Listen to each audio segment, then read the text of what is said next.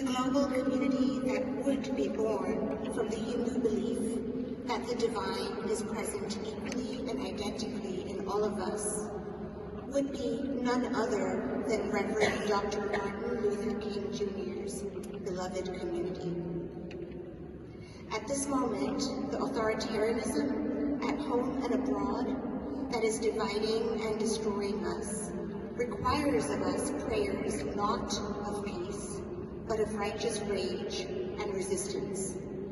And if we have taken Dr. King's life and teachings to heart, we will not merely rage and resist, we will take collective action with the urgency of now, not leaving any one of us behind, and not addressing domestic crises while conveniently disregarding the crises we are complicit in around the world.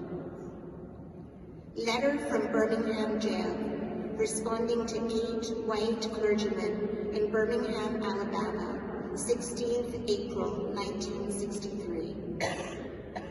I must make 2 honest confessions to you, my Christian and Jewish brothers. First, I must confess that over the past few years, I have been gravely disappointed with the white moderate. I have almost reached the regrettable conclusion that the Negro's great stumbling block in his stride toward freedom is not the white citizen's counselor or the Ku Klux Klanner, but the white moderate. You speak of our activity in Birmingham as extreme. At first, I was rather disappointed that fellow clergymen would see my non-violent efforts as those of an extremist.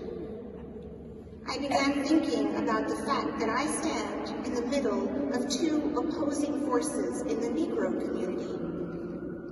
I have tried to stand between these 2 forces, saying that we need emulate neither the do-nothingism of the complacent nor the hatred and despair of the Black nationalist.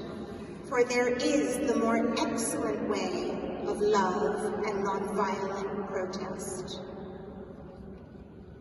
I am an untouchable. Sermon at Ebenezer Baptist Church, Atlanta, Georgia, 4th July, 1965. I remember when Mrs. King and I were in India. We journeyed down one afternoon to the southernmost part of India, the state of Kerala, the city of Trivandrum. That afternoon, I was to speak in one of the schools, what we would call high schools in our country. And it was a school attended by and large by students who were children of former untouchables.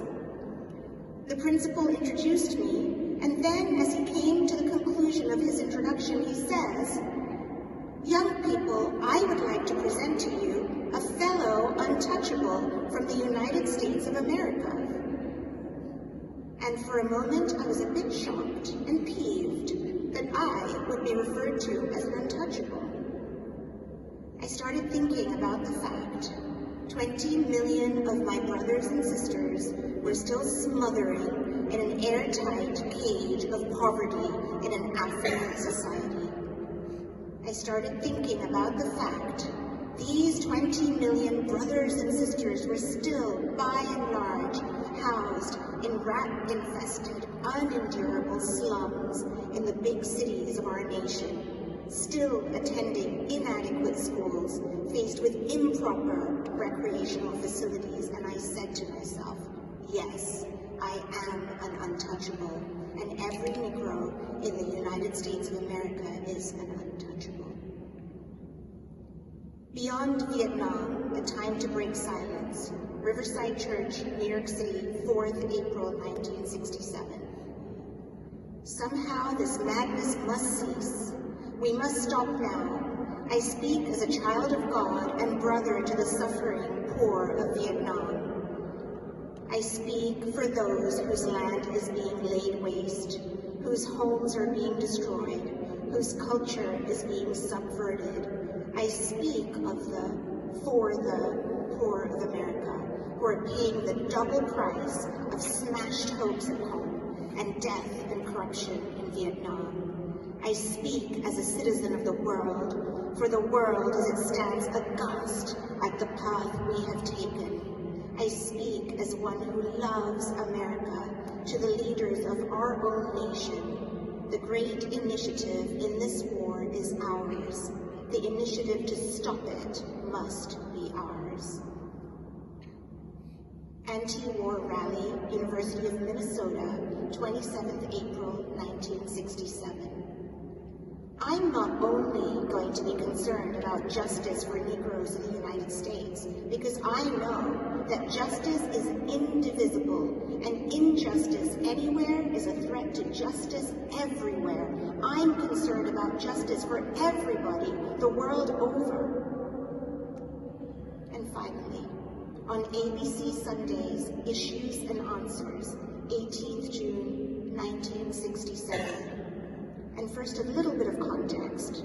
Dr. King is answering a journalist's questions about the Middle East conflict just 1 week after the Six-Day War, in which Israel launched a preemptive strike against Egypt, Syria, and Jordan, supported by the United States, and captured and occupied the West Bank from Jordan, the Gaza Strip and the Sinai Peninsula from Egypt, and the Golan Heights from Syria. He said, "We must see Israel's right to exist and always go out of the way to protect that right to exist.